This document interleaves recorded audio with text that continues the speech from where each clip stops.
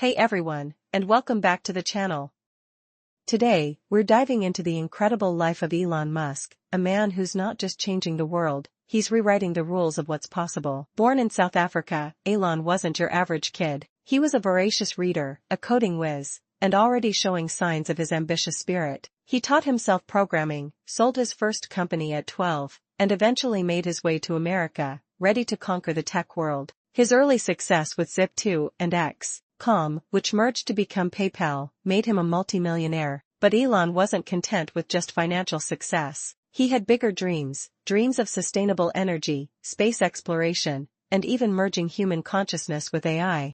He poured his wealth into Tesla, revolutionizing the electric car industry, and SpaceX, pushing the boundaries of space travel. He's faced countless setbacks, critics, and even near bankruptcy, but his unwavering determination has always pulled him through.